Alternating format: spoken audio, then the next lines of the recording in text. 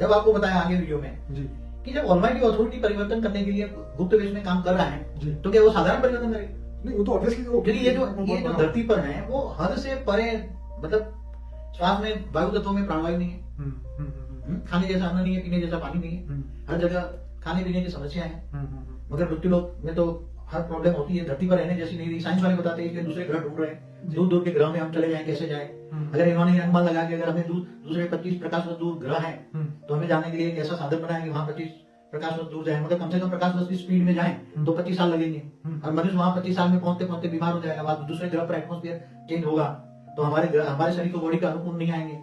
बाबू जी, इसके बीच में एक बहुत बड़ी बात मुझे याद आ गई कि जो इंटरस्टेलर करके फिल्म आई थी 1 साल पहले, तो उसके अंदर ये बताया गया था कि जब वो जो साइंटिस्ट ऊपर जाता है और वहां से जब वो वापस आता है तो यहाँ धरती में 100 साल बीत गए होते हैं। उसकी जो ग्रैंड डॉटर थी वो उससे बड़ी दिखती है और वो जो दादा था वो एकदम जवान दिख रहा था। तो क्या ये टाइम समय स्पीड जो है इसका को रिलेशन, इससे कुछ पूरा अलग नहीं हो जाएगा?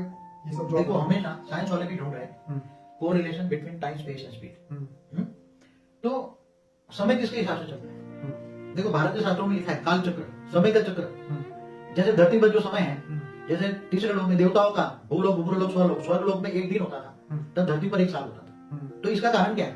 क्योंकि देवता लोक में 3 तत्वों का शरीर है। क्या है? दुनिया है 3 तत्वों की, इसलिए भारीपन कम है ना। तो जहाँ भारीपन होता है वहां समय धीरे चलता है। यहाँ 1 साल हो जाएगा, वहां 1 साल। तो यहाँ स्पिरिचुअल और स्पिरिचुअल साइंस यहाँ कैसे डेवलप हो उसके ऊपर हम बात करेंगे।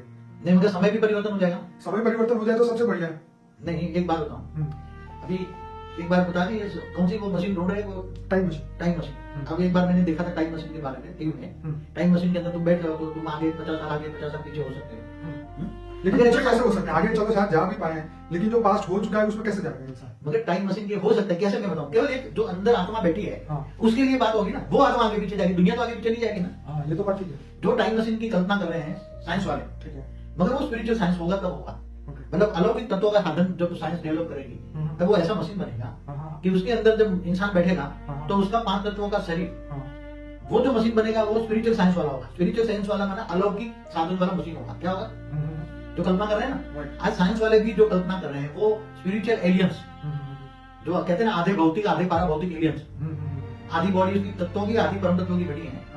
वो एलियंस इंस्पिरेशन देकर ये सारी चीजें उनको बुद्धि में लाते हैं, उसको इंस्पिरेशन देकर अच्छी अच्छी फिल्म भी बनाते हैं और वो कल्पना भी कराते हैं। ऐसी कल्पना करो, पहले तो कोई चांद पर सोच सकता चांद पे जाएंगे, मगर किसी ने कल्पना कराई ना, किसने कल्पना कराई?